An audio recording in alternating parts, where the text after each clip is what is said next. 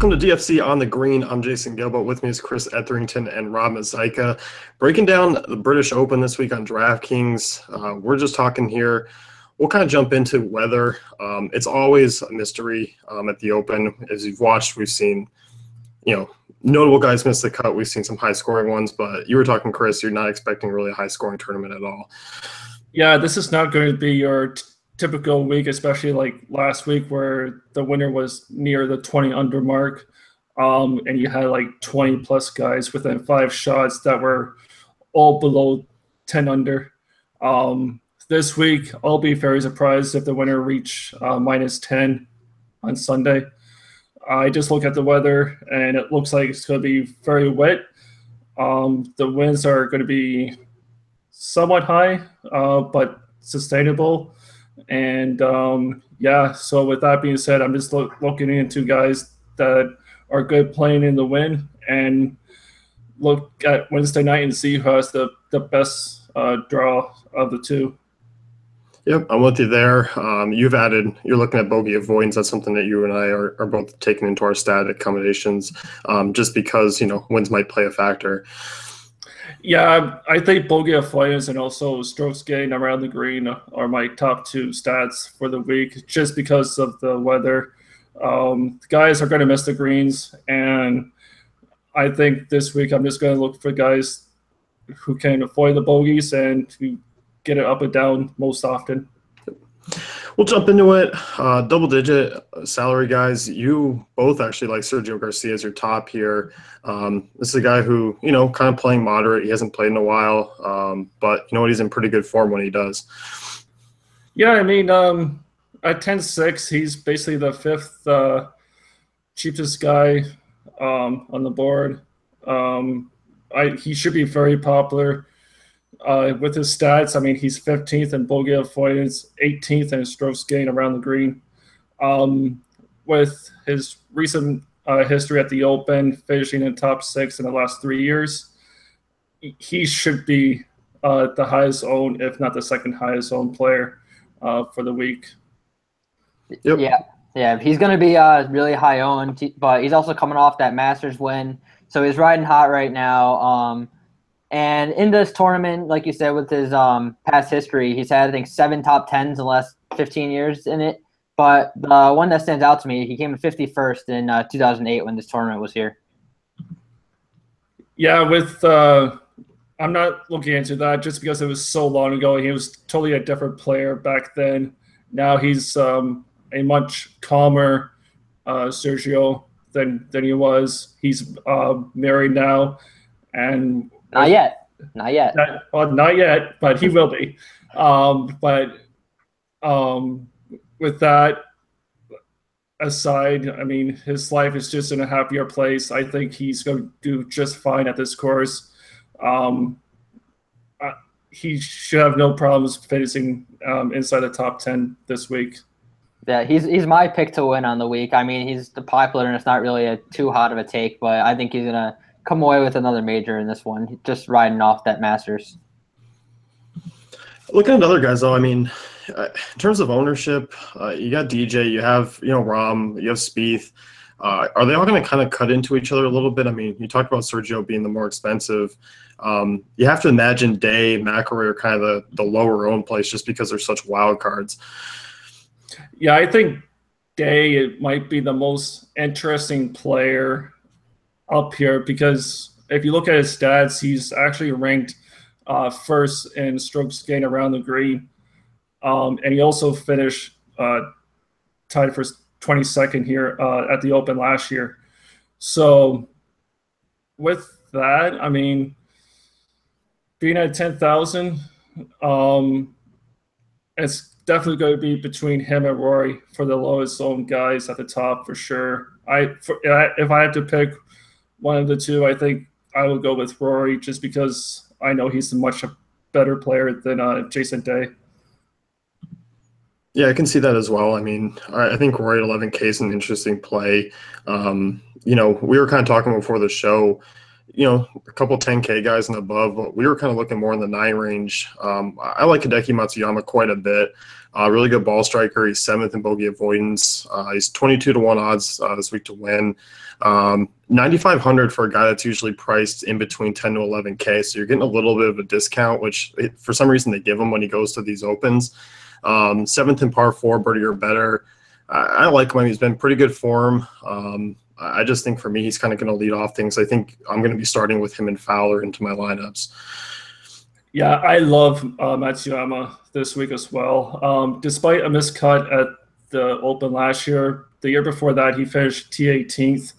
And then this year, he finished T14th 2 weeks ago. So at 9,500, that is just too cheap for a guy who has the upside of actually winning the entire thing.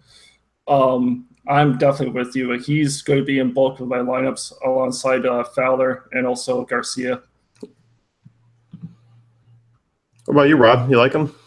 Yeah, I like him. Sorry, I was just looking at something. But yeah, he's at that price point where he could definitely win the tournament. He's under 10K, so I mean, it's definitely as a game theory perspective, if you want to fade all the guys 10K and above and go with, I don't know, like a Matsuyama and maybe like a Fowler or something, and hope all the top guys don't hit, it's definitely a way to go, and that could win you a millionaire maker. Yeah, I think so too. And we'll kind of jump into Fowler here. 9,200 in really good form. He's been playing really well this year. I like him. T9, T3, T5 over his last 3. He's top 10 in ball striking and scrambling, 8th in strokes gains approach. Fowler just kind of stands out once again as a solid option. And, I think once again, he's kind of too cheap as well. Yeah, when you look at the 4 stats that I look at, he's basically 2nd overall next to Jordan Spieth for the week. So at 9,200, being that much cheaper than Spieth, I think the best way to go is maybe go to Fowler, especially with his recent form and as well with good history at the Open. Like he finished tied for 2nd back in 2014. So with that, I think most of my lineups are going to be either Garcia, Fowler, maybe Matsu and Fowler, and just go from there. I think what Rob said, fading most of the top guys is the way to go for this week. Yeah, I could definitely see him playing now. Anyone else did you like up there, Rob, that we didn't talk about? Not up there, no. I saw a lot of talk around the industry about Tommy Fleetwood, though, but I know, Chris, you were completely off of him this week. And then there was Justin Rose, too. It piques my interest a little bit just because he's from the UK and he has experience playing there. Yeah, T4 last week. I mean, he's not always a bad guy to kind of look at. And I think he'll be one of the guys probably floating around, 10 to 15% ownership. Yeah, Rose is not that popular, especially in majors for some reason. Being just below Garcia, and he's just above Fleetwood, where everyone seems to be flocking to him. I think Rose might be that one tournament option at the top, and just pick him and go from there. Moving down, kind of below the 8Ks. I mean, you got Phil Mickelson, 8,700. None of us really had any interest. Brooks Koepka obviously, won the Open. Hasn't played since. Does he draw any interest? Or does he just kind of doesn't really fit well, it seems, for me here? I kind of like Koepka a little bit. He didn't play the Open last year, but he did finish tied for 10th in 2015. And Koepka is usually kind of like Rory in a sense. He just likes making birdies, and that's what you need. And DraftKings is guys who score a lot. At 9,000, I think that's a good price on Koepka because not too many people are going to be on him. But with his ability to make birdies, I think he's going to be a fine tournament option for this week. Adam Scott, Thomas Peters, Louis, Paul Casey. We were kind of talking before about this group. Paul Casey was the one that stood out for the most part. Strong stats this year, 3rd in strokes gained approach, 2nd in bogey avoidance. He's a guy who's kind of floating around the middle of a lot of the Vegas odds that I can actually see being kind of a dark horse to finish. I wouldn't call it out of the question to see a win out of him or even a top 5. Yeah, the only thing with Casey is if he can get his putter going. That's the only thing with him. I think for me with Casey and with most of the guys in this range alone is just going to be based on what the weather angle is going to be like come Wednesday night, and also what I think the ownership is going to be like. But for Casey overall, I mean, yeah, he's basically ranked 7th right now in strokes gained approach the green. He's ranked 14th for around the green. So if the winds do pick up, he's a good scrambler coming into this week. And I think at 8,100, that's a nice safe option to have. And his form's been pretty good. I mean, T5, 26, T10, T22, T12, and 6. So, he's been pretty consistent. Yeah, he's just one of those guys that basically towards the playoff season that you can bank on him making the cut and possibly contend on Sunday. I know, Rob, you were taking a look at Patrick Reed, 7,900. Yeah, just a small look at him, just because we were just talking about Casey a lot, and I think Casey's normally one that's going to garner that ownership, especially with his recent form. Patrick Reed is another guy. He typically makes cut 17 out of 21 times this season. I know he got cut last week at the Scottish Open, and that's going to really lower his ownership. But if you look at his form before that, he had, I think, 6 top 20s, more than that, 8 top 20s in his last 10.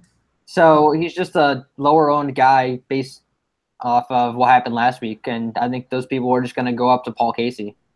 I don't think Patrick Reed's been in bad form. I mean, he's been a guy we've kind of dodged early on in the year, and he's kind of come around because he was a guy we almost talked about, Chris, where it was just like, don't play him because it was so obvious how bad of form he was in. Yeah, and like you said, he probably found something, and he's actually playing better. If you look at his history at the Open, the last 2 years, it was a T20 in 2015 and a T12 last year. So, like Rob said, with the ownership angle, I think Reed might be that play, especially for the million maker. Not too many people will be on him. I think a lot of people will go to Grace or possibly Casey, just above him. And you have Lowry right there, too, at 79, who's going to suck away some ownership just because Lowry always kind of garnishes the ownership when we play in these types of tournaments overseas with the wins. For some reason, Lowry just always pops up. Yeah, especially for the Open. That's mainly because people got the idea that Lowry is a good player in the win. He has the only problem with him, he has missed his last 2 cuts at the Open in the last 2 years. So I think I'm just going to basically fade away on Lowry and just go straight to Leishman.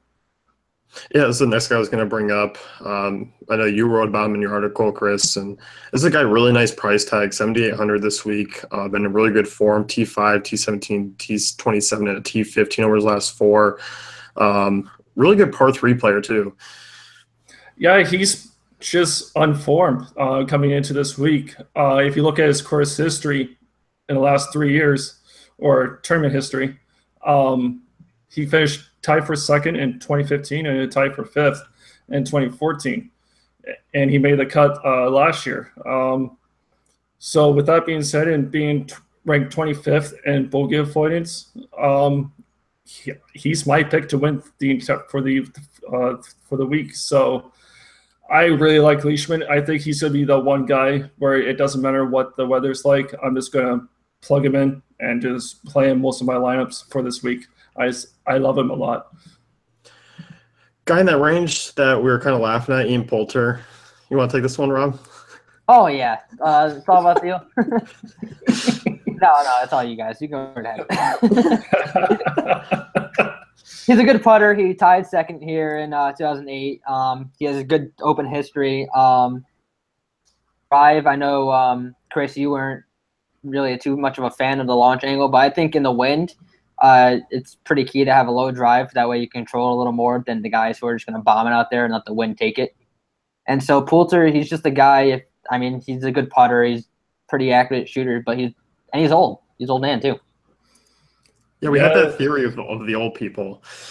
Yeah, the old man angle. Poulter's stats are decent enough to look at for the week, but I think with the ownership, being up there in this range, I'm just going to be fading and just looking elsewhere. I kind of skipped over Louis. I looked into Louis a little bit. I think he's going to be somewhat lower owned, probably about the 10% range, maybe a little bit lower. But this guy's just been, 10-10 cuts this year, 3 top 10s. He doesn't play too often, but when he does, he's always there. He's top 20 in scrambling, bogey avoidance, decent putter as well. So this is the kind of guy I can trust. I don't mind him in cash games or really GPPs actually this week. Yeah, 8,300. You really can't go wrong with Louis Oosthuizen. He did finish tied for second in 2015. However, he did miss the cut last year, but with his decent form coming in, I think at 8,300, he's good for either cash or for GPP this week. You just know what you're going to get out of Louis. You just hope that he doesn't WD on you on Thursday or Friday. He's been kind of notable for that. Do you think he could contend in this tournament or no? For a top 5 potentially? Do you think it's out of the picture? He's almost like Paul Casey in a sense where it all depends on his putter. He's a good ball striker all around, but he just needs to get his putter going, and then if he does, then he has that upside to finish inside the top 5, if not win for the week. 7K range is kind of fun here because, Matt Kuchar, we were talking about before the show, probably going to be somewhat popular. Yeah, 7,200, he's just 6 top 10s this season. Everything kind of grades out. He's been really good form. He's one of those guys, I think, Chris, you said it, where it's just you don't care about the ownership. He's just kind of that plug and play. Yeah, he's definitely that one guy. I just don't really care what other people are saying about ownership on him. I don't care if it reaches 40%, but I'm going to be either with the field or going to be overweight on ownership with him. A lot of touts are saying that he's going to win this week. He's basically at that price where for a guy who's basically banking a top 10 almost every week, it's almost a no-brainer just to plug him in and don't think about it. I think if you want to make a pivot, Molinari is interesting for $100 more. Yeah, I like Molinari as well this week. He's 12th in birdie a better percentage. He's also ranked 2nd in strokes gain approach the green. So with that and with the couple of nice showings at the Open in past years, he finished T15 in 2014. So with that being said, at 7,300, if you want to pivot off of Kuchar, I think Molinari is the way to go. What about Harrington? He's going to garner some ownership just because he won here last time. Is there anything to that? It was 10 years ago. Yeah, it was 10 years ago, but with Harrington, if you just look at his recent form, he played okay last week. He hasn't missed a cut in a while, so yeah, he's definitely going to garner some ownership. Not as much as Kuchar, but probably not as low as Molinari. I think he's going to be right in that probably 15 to 17% range. Below 7K, Bill Haas was a guy I know you're looking at, Chris. 6,600. Safe option. I think he's one of those guys where, if you're looking below 7s and you want just one guy below 7, he kind of graded out as my favorite option as well. Yeah, this was the major that he finally cracked the top 10 for the first time. He finished T9th at the Open last year, and then he also finished in 5th at the U.S. Open this year. So with that and with being ranked 3rd in bogey avoidance, 11th in strokes gained around the green, I think at 6,600, he is pure value with the upside of getting inside of that top 10, possibly a top 5. It could also be a nice sleeper pick for potential win for the first major. And we're talking ownership in this range. I think people will play guys below 7,000. Charles Howell, 66, is probably going to be somewhat of a popular play, just in terms of a safety standpoint. Yeah, Charles Howell definitely garnered the ownership. Also, Brian Fox seems to be that one guy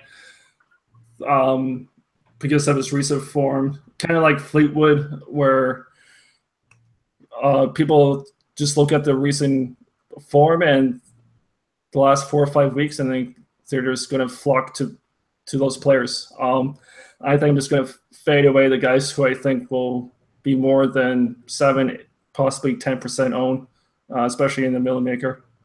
Yeah, I can definitely see Haas kind of being lower round in this one. Yeah, he should be around that 5% mark, if anything. Not too many people will have him because they just think that he just doesn't have what it takes to win a major. Where are you looking at, Rob? Anyone below 7K? Steve Stricker, that's my guy. Sticking with my old man theme. I'm telling you, I'm going probably at least 5 out of 6 guys on most of my teams will be over 30-something, 32 years old probably. But Steve Stricker, he's a very accurate driver. He's 7 or 7, making the cuts in his last 7 opens, so he's in good form. And last week he was 9,800, and this week he's 6,900. I mean, I know the field is a big difference compared to the John Deere Classic, but I mean, you have to take that into some account where he was the favorite in that tournament, and now you're going to drop his price $3K. Okay, but here's the reason why he was 9,800. He was 9,800 because, just like Zach John said, that was his course. He won that tournament 3 years in a row. I mean, but even besides that, though, like he's been in very good form just in general lately. Yeah, he has been in good form. The only thing that worries me, he is the next President's Cup captain, and that takes a lot of toll on the guys who are nominated for that. He did finish here, though, in the top 10 in 2008. So he does know the course. And, yeah, because of his good form coming in, he's probably going to crack that 10% ownership, probably around 12, 13%. Man, he is just old man. It just brings out some old man anger here. Where too young for the show. Yeah, I was like 10 when the last major was here, so you're making me feel old. I was in college when it was happening, so. Yeah. Anyone else you guys want to talk about below or anywhere really? For me, I think the one guy that's being talked up a lot is David Horsey. If you look at him at 6,400, I mean, if you look at his recent form, I mean, he hasn't missed a cut since April, basically. And then since then, he's been basically finishing in the middle of the pack. And he's one of those European players that knows how to play on the link style courses. And so with that being said, I think Horsey might be that maybe sub 5, maybe 3% ownership that might help you win a GPP this week. What about you, Rob? Anyone else over 65 years old that you want to talk about? Actually, this guy is 27. All right, 27. He's the one guy who I'm considering that's really young, other than Patrick Reed.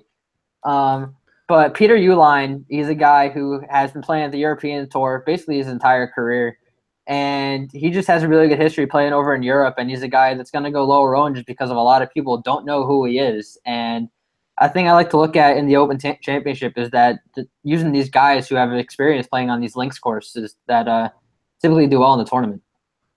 Yeah, 6,800 is not a bad price tag to take a shot on him. I think I used him once or twice earlier this year, like you said, and he plays on the Euro. He's played a couple over here, and has actually done well kind of on both sides, so I don't hate it. Yeah, Uihlein is just that basically if you play the European DFS, he's a lot popular in those tournaments, and I think that he might be around maybe 4 or 5% owned in the Millie Maker. He's not going to be that well known in the public. I think in the public side, they're going to go to like a Gary Woodland or Tony Finau. Or Bryson DeChambeau after his win. Exactly, right. So he's going to be overlooked for sure. Yeah, I like those. We kind of already talked about our winners picks, but we'll recap here. Chris, you were going with Leishman. I like it. Somewhat of a bold call because he's not one of the expensive guys. Right, exactly. I mean, with his recent form coming in with the good stats, and also with the 2 top 5 finishes in the last 3 years at the Open, I think Leishman might be overlooked. Maybe not too overlooked, but he's not going to be as popular. Yeah, he's going to be my pick to win. All right, since we're doing that, I'm going to pick a contrarian guy to win. Since I said Garcia, Siwoo Kim's going to win the tournament. Oh, boy. Oh, my God. Siwoo Kim's winning this tournament. If he makes the cut, he's winning the tournament. Who's your favorite old guy? Yeah, I was just going to say that. Steve Stricker, 100%. That would be a nice story if that happens. Yeah, if that happens, I'm not doing pods anymore. I'm Hideki's my guy. I just think out of the top tier guys, I think people will kind of go with Spieth, Rahm, Sergio to kind of win, and that's kind of how Vegas is. And last I saw, he was outside top 8 or top 9 in terms of odds. So I'll take Hideki. It's not super contrarian, but it's contrarian among the top guys. I really like Matsuyama. I think I'm with you for the top guys. He's definitely going to be my pick to win at the top here. And let's do a hot take too. One hot take from everyone. Oh boy! Starting with you guys. I'll make mine last. Man. One hot take. Hot take. DJ misses the cut. Ooh. Oh, that's is it bad that was exactly what I was gonna say? Oh man, I'll just do one better. Yeah, how about everyone? Yeah, you got 4 guys above 11,000. Let's say all 4 misses the cut. Wow. No, there's no way though. It's happened before. So where basically all the top guys just blew the tournament and missed the cut. I think that was the U.S. Open. I can see 3 out of the 4. I can see 3 out of the 4. I can't see 4. If you had to pick one, who would it be? To miss the cut? DJ. One to make it? Yeah. John Rahm. I would say Spieth. I would say Spieth. I think Rahm's going to miss it. Watch. If I get this, I'm going to be on the pod again next week, all right? Yeah. Now that I said that, Rahm's going to freaking win the major. So. All right, yeah, hot takes. DJ's missing the cut. Yeah, I like that. So that's going to wrap things up. You can check out Chris's article over on the site, and we got everything from the optimizer. Everything's ready to go. I mean, everything was out early. I'm pumped. I mean, millionaire maker over on DraftKings. Should be a fun one. Well, yeah, actually, you guys won't see him on the pod next week because I'm going to win the $1 million this week and quit. So I think you're just going on vacation. You're not really quitting. Let's be honest here. All right, so that's going to wrap it up. You can head over to DaveFantasyCafe.com, check out the great tools and content.